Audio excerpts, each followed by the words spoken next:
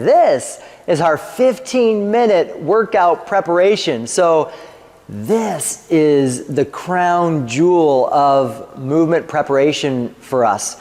We would recommend that prior to running, prior to intense activity, prior to your workouts, that you take the time to prepare your body.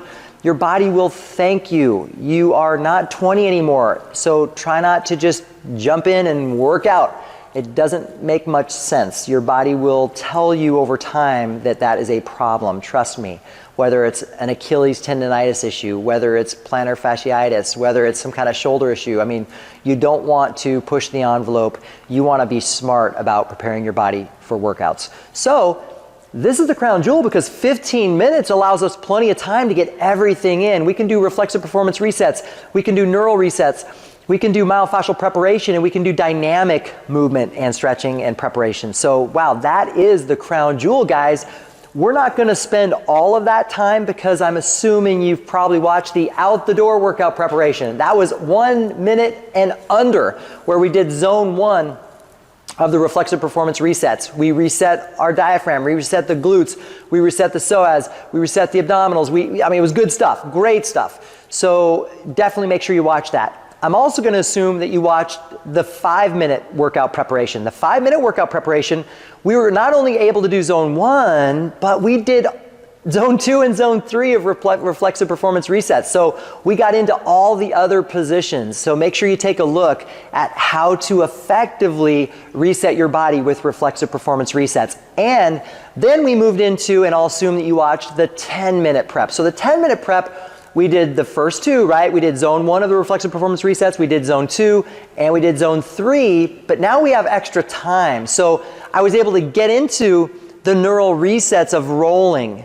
breath, head nodding, hip rocking, and crawling. So all of those resets we were able to do, and I had some time to go through the myofascial preparation using some toys and tools that are pretty cool. So, you know, I used the golf ball for my foot, the fascia underneath my foot to kind of loosen that up. I did the stick for my lower body as well.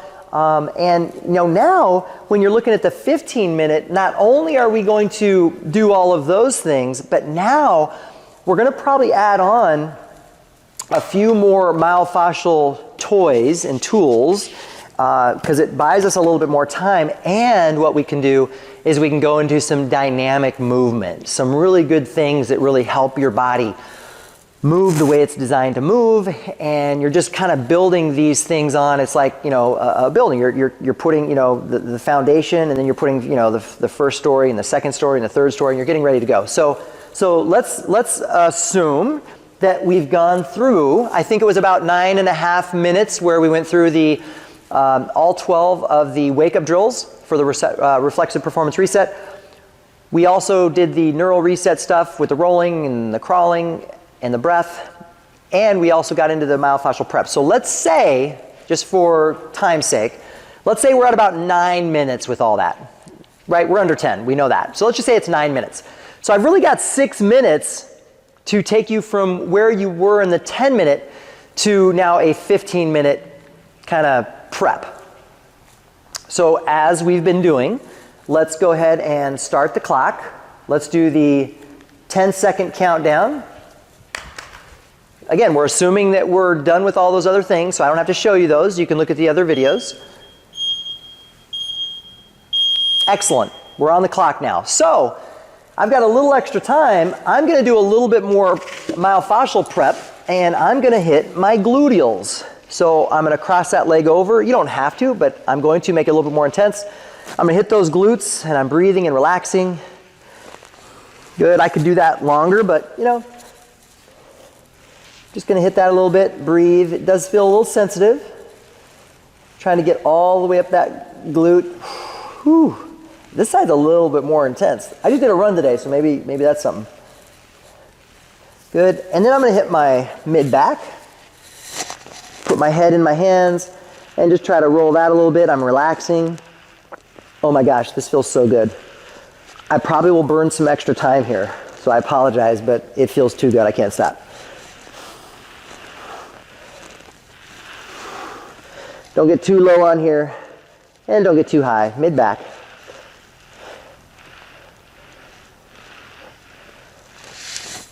Oh, that feels so good. That's pretty much what I would do on that. I might do a little bit with the quad, or I might do a little bit extra with the calf, since I do have a different tool. And since my calves tend to be a little problematic, again, I would probably spend a little extra time here, getting right where it's a problem, and then just doing some cross movement. Whew, that's intense for me. So I might spend a little time there. Good. You can go up and down, find any issues you have, and then kind of go side to side. Relax and breathe.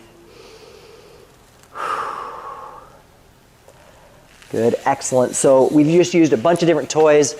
To do that, we're about, what? That's about 9, 10. We're 11 minutes into this. Got a couple other toys here that I could use. I'm going to choose not to at this moment.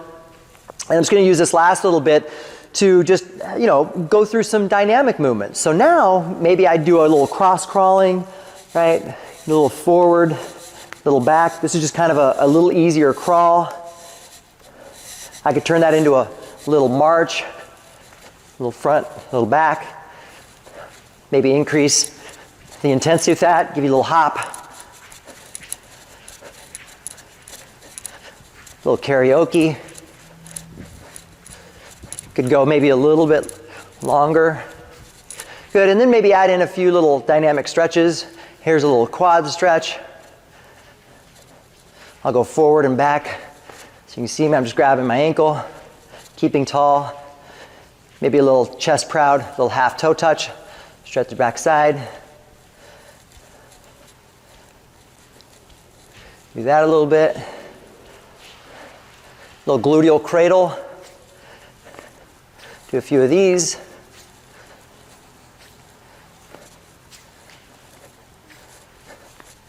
Good, do some backstrokes in a pool. Continuing to breathe and relax.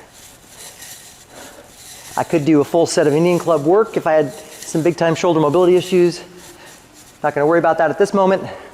And then maybe I just do some hip swings. I like to do hip swings because I do run, and these feel good for me in terms of stride length. I do both sides. I'm going to turn. Hopefully you're not too upset with me putting my back to you, but I like to use my opposite arm in a sprinter's stance to do that.